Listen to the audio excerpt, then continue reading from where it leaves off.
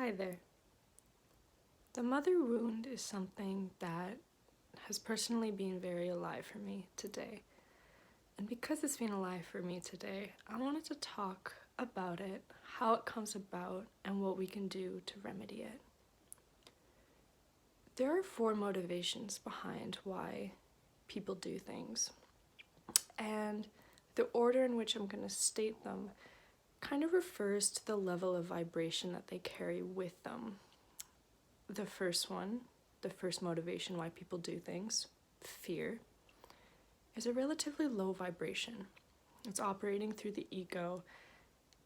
And as you can imagine, if a parent is predominantly parenting their child, providing for their child, and doing things for the child coming from a place of fear, that's going to have negative consequences and impacts on that child's development.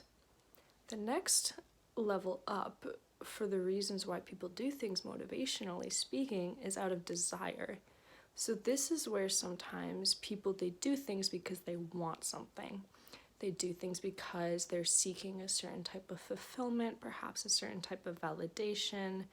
So we've moved a level up where we're not really anymore concerned about survival, at least in like the physical sense of like having needs met.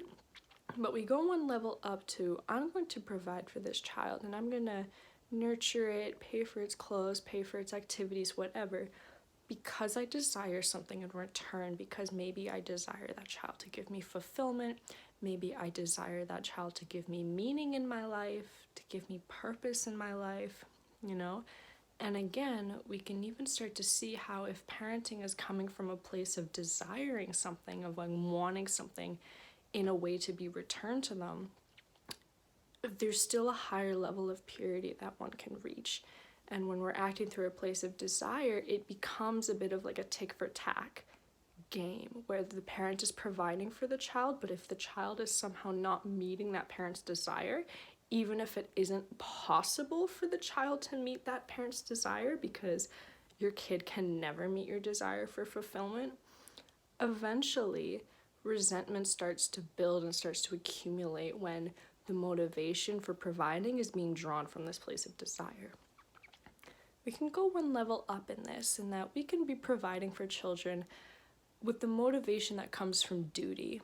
And this is a bit different from desire because it's recognizing that you chose to birth this child into this world, and so you have a duty to provide for it, to nurture it, to love it.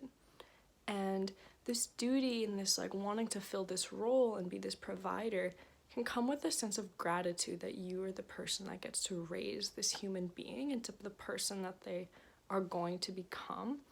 And it comes with a sense of like knowing your blessings and knowing that what you're doing is ultimately for the best interests of the child.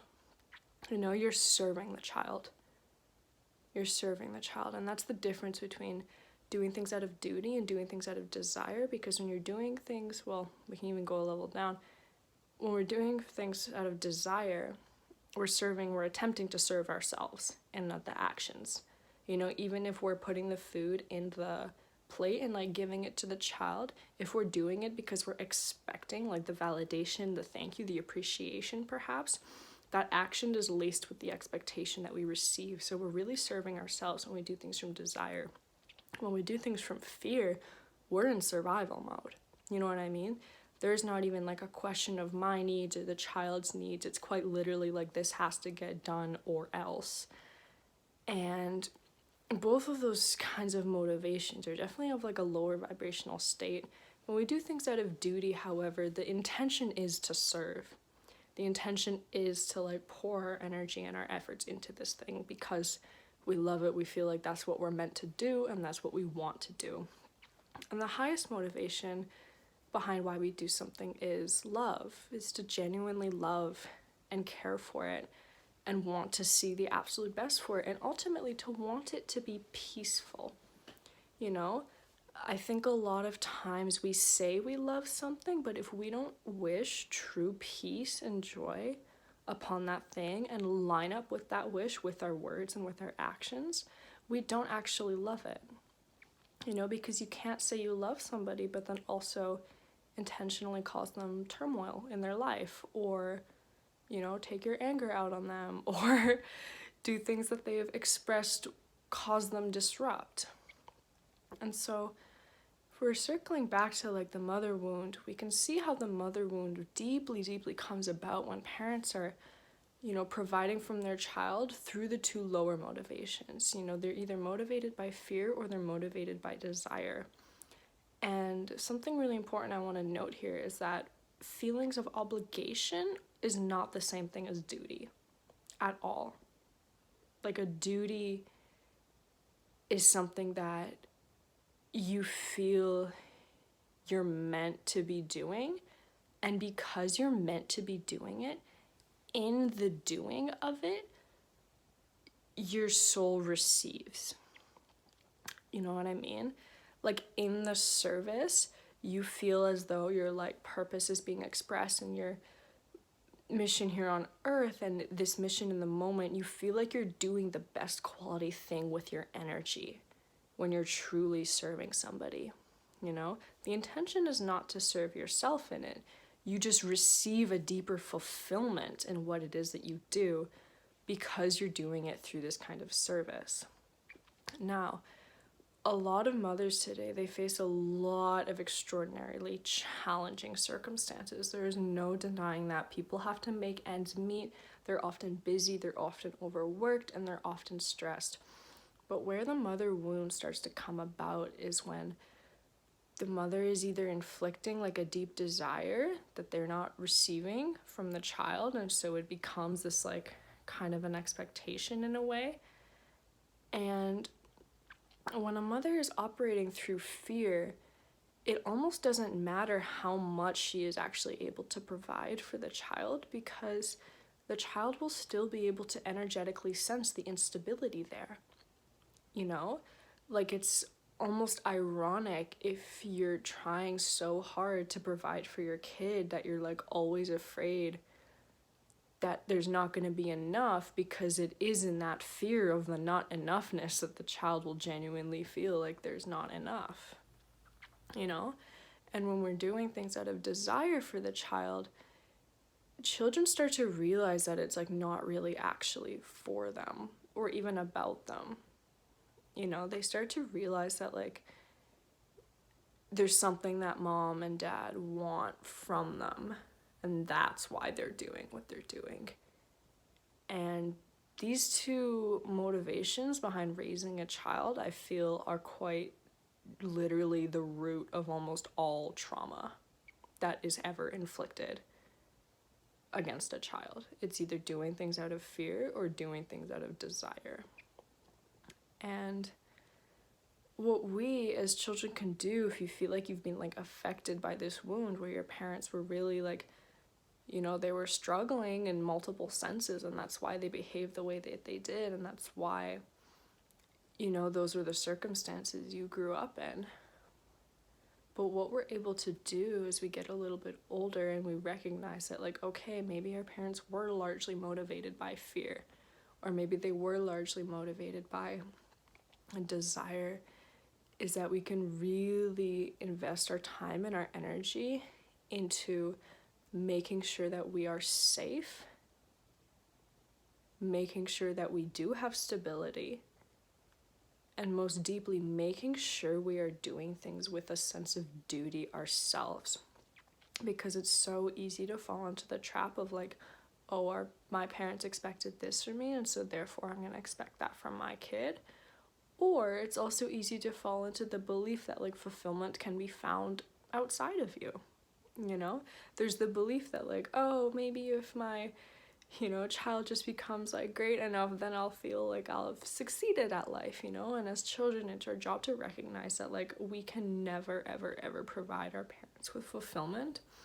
And it's kind of hard to have to like really fully acknowledge ourselves also where our parents can't provide us with fulfillment, because if we've grown up in environments that have hurt us, we can point fingers all day long and we can say all the things that they did do or that they didn't do, or that it should have been this way, it could have been this way.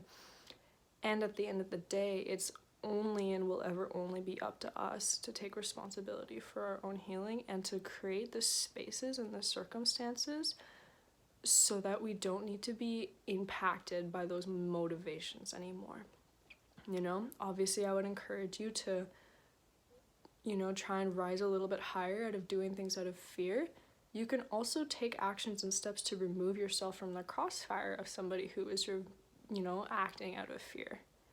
And likewise with desire, if you really notice that like your parents really wanted something from you, it's not about giving it to them or even really giving it to yourself. It's really deeply about like finding what is true for you and finding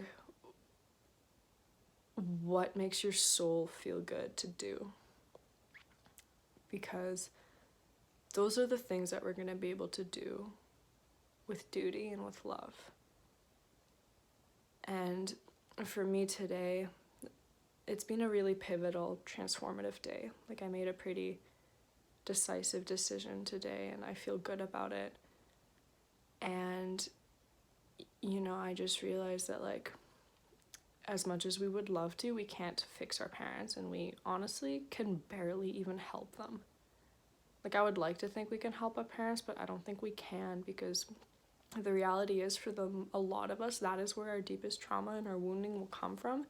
And so we can do all sorts of healing on our own, and we can really master a lot of relationships like outside of the dynamic with our parents. And it will always still be hardest to master the relationship with the parents, you know? And we can't be out here expecting them to change or expecting them to heal their trauma. It's simply their life, and it's not up to us whether or not they ever take the initiative to do that.